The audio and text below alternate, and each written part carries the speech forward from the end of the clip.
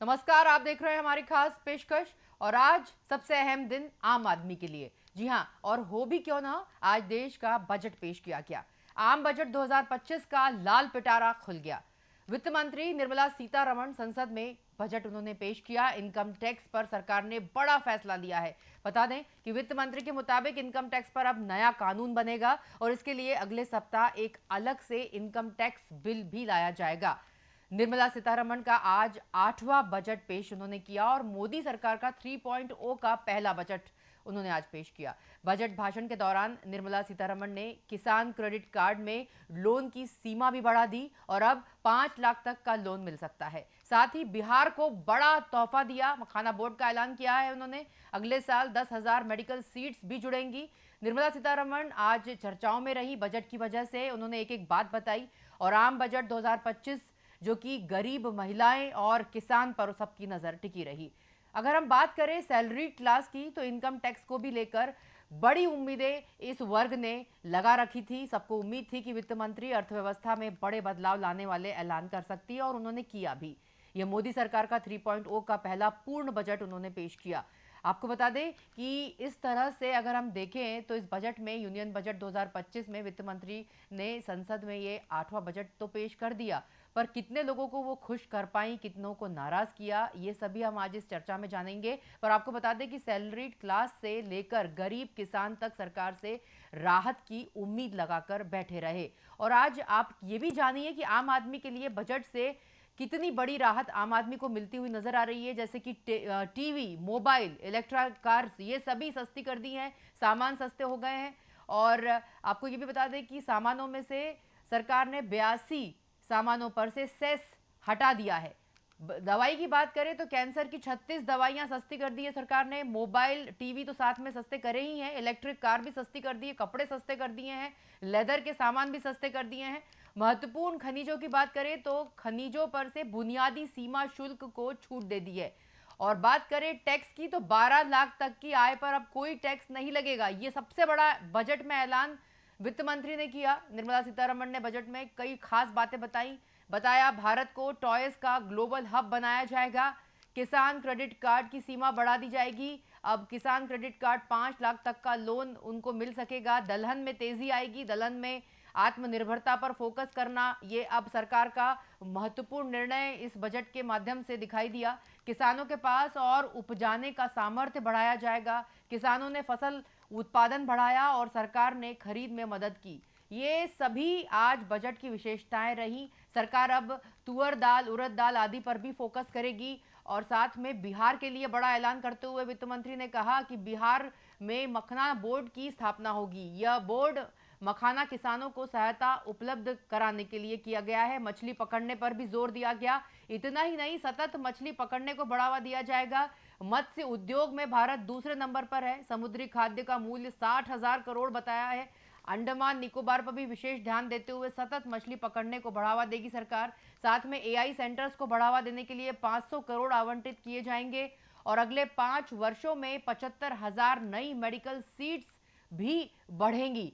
सरकार शहरी क्षेत्रों में सुधार को प्रोत्साहित करेगी। 1 लाख करोड़ की निधि की व्यवस्था करेगी सरकार। अब परमाणु ऊर्जा की बात करें तो परमाणु ऊर्जा के विकास के लिए निजी क्षेत्र के साथ सहयोग, इनकम टैक्स पर सरकार का बड़ा फैसला सामने आया है। वित्त मंत्री निर्मला सीतारमण ने कहा है कि अगले हफ्ते नया इनकम टैक्स बिल आएगा। इनकम टैक्स पर नया कानून बनेगा। इनकम टैक्स के नियमों में बड़ा बदलाव देखने को मिलेगा। हालांकि इसका टैक्स स्लैब से कोई लेना देना नहीं होगा। तो आज इस महत्वपूर्ण बजट पर हमारे साथ चर्चा करने के लिए मेहमान जुड़े हैं। हरनाम सिंह अध्यक्ष हैं भारतीय किसान यूनियन राजनैतिक, डॉक्टर वीर उद्बोधन विश्नोई अर्थशास्त्री हैं और अम्बरीश तिवारी सीए हैं। सभी का हमारी चर्चा में बहुत स्वागत है। सभी को आवाज मिल रही होगी, मैं उम्मीद कर रही हूं। हरनाम जी, आपको आवाज मिल रही है? चलिए, सीए जो अमरीश जी जुड़े हैं, अमरीश जी आपको आवाज मिल रही है हमारी? जी हाँ अमरीश जी, आपका स्वागत है इस चर्चा में। देखिए, आपने भी देखा होगा आज का बजट। तो आप तो सीए हैं और आज का बजट आम आदमी के लिए कैसा रहेगा? किस तरह से, अगर हम इनकम टैक्स में बड़ा बदलाव देखने को मिल रहा है 12 लाख तक के लिए, और अगर हम देखें तो आपकी नज़र में ये बजट कैसा रहेगा? देखिए, अभी तक बजट में की योजनाएं होती थी जिसका बहुत बड़े वर्ग पर प्रभाव नहीं पड़ता था।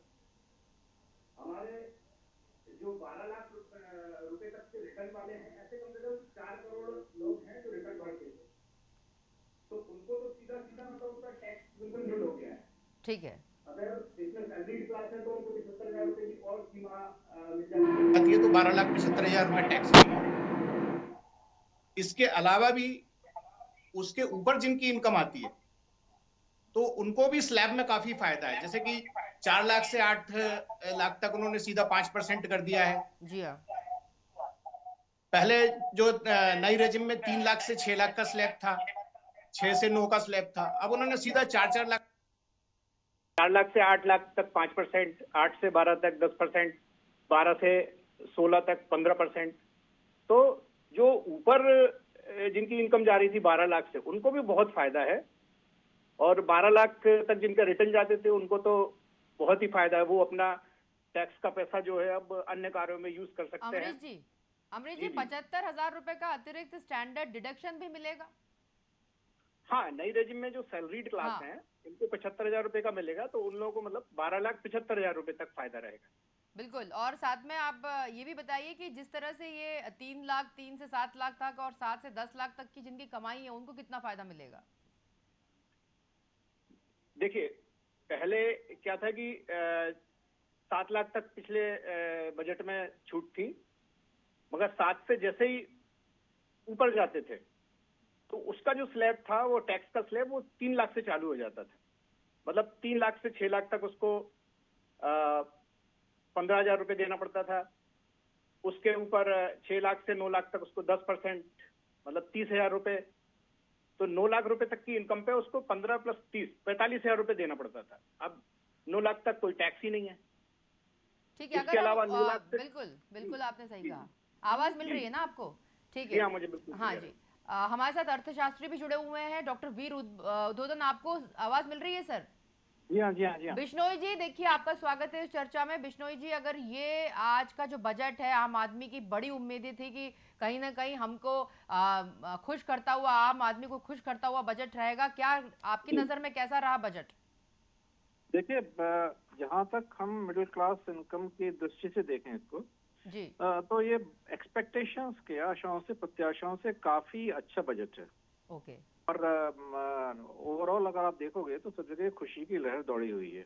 जी हाँ, जी लेकिन हाँ। मेरा जो मेन कंसर्न है इस समय, और जिसके बारे में मैं मेन रूप से देखता हूँ किसी गवर्नमेंट की सक्सेस के लिए, कि इस पूरे विश्व पटल पर आने वाले समय में क्या हम आसपास की या चीन जैसी इकोनॉमीज के साथ कॉम्पीट कर पाएंगे या नहीं कर पाएंगे।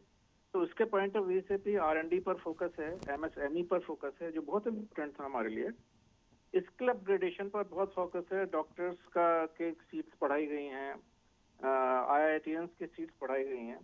लेकिन एक चीज जो है, कहीं पर क्वालिटी कंट्रोल के ऊपर हमारे यहाँ बहुत ध्यान नहीं दिया जा रहा।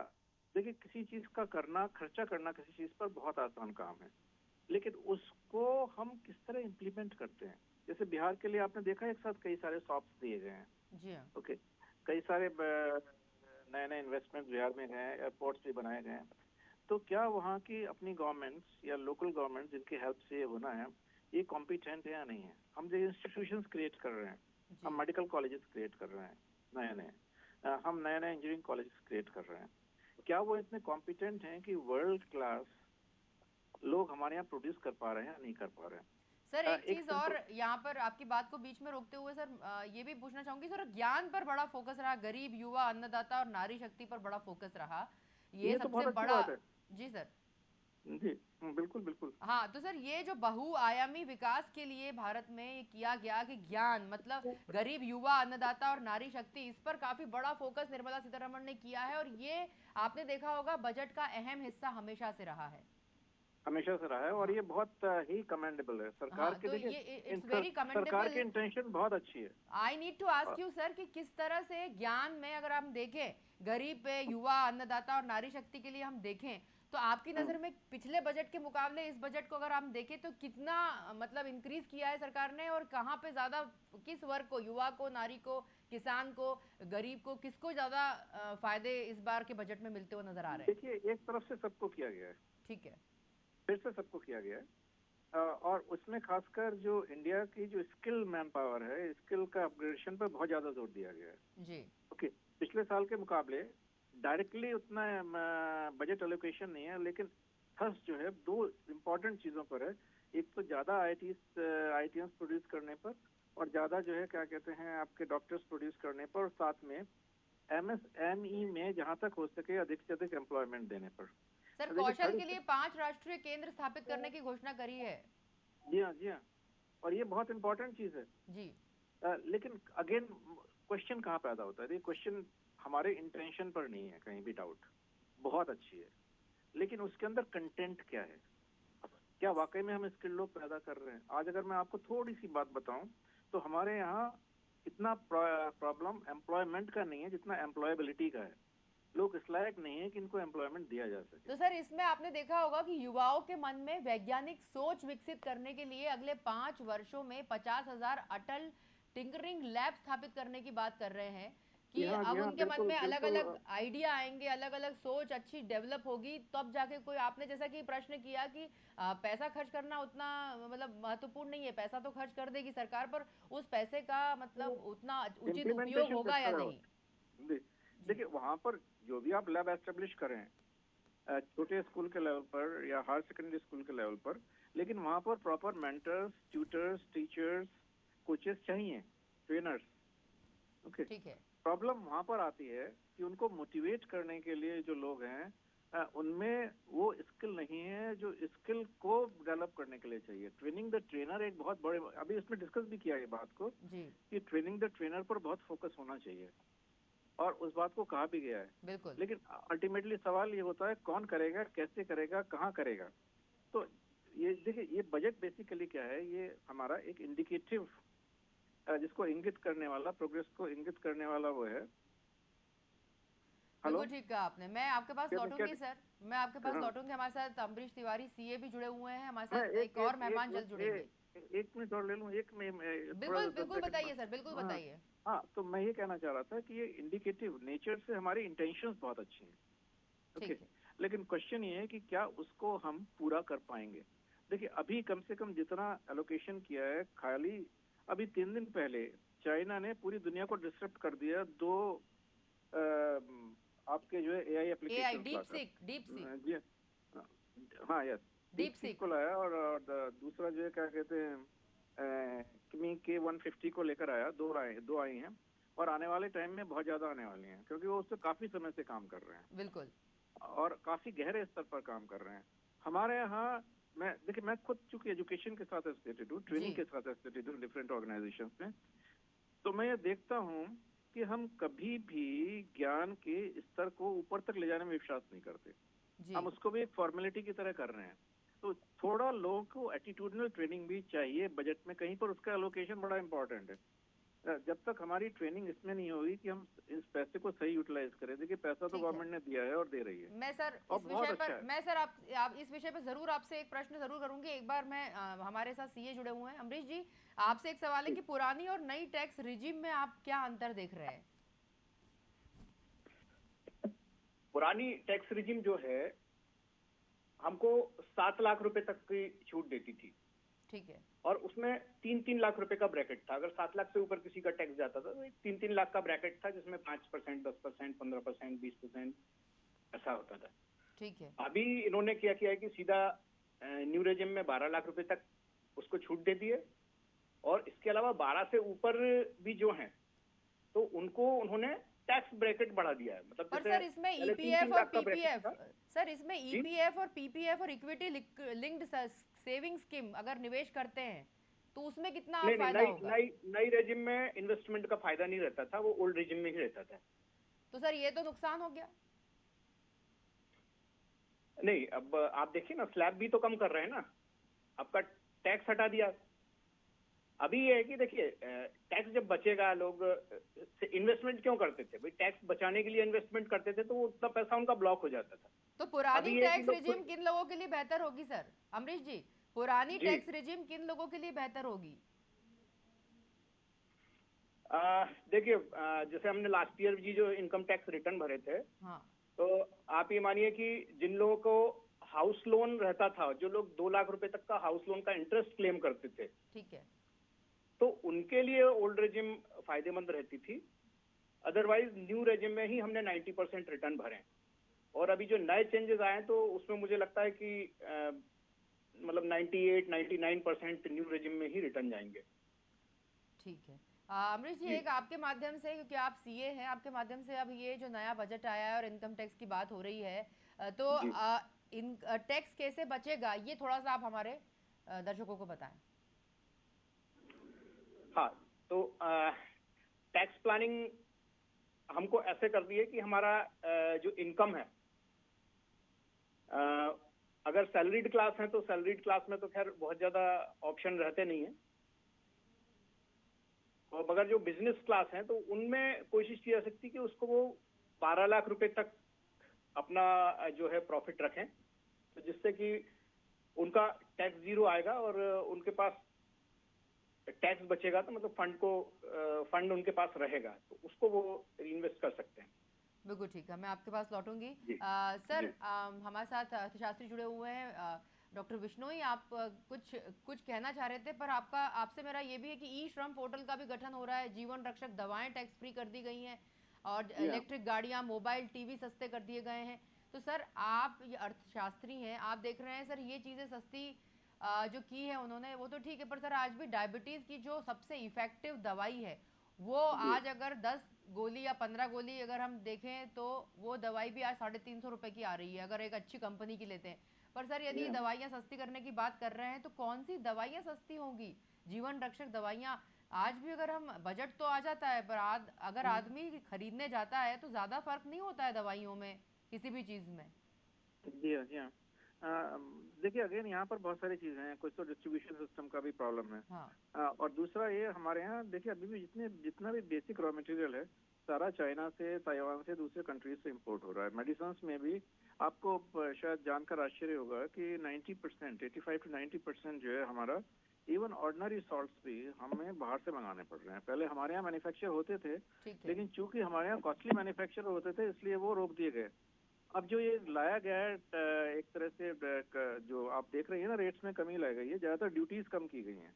पर सर, या आप बजट देखेंगे, बजट हर साल आता है, और बजट में कहीं ना कहीं ज्यादा ऊपर नीचे नहीं होता है कुछ, कहीं ना नहीं कहीं 10 नहीं, दवाई में भी ज्यादा फर्क नहीं पड़ेगा ना, 50 रुपए का फर्क आम आदमी के लिए नहीं पड़ता है। There are no teachers to teach. Right.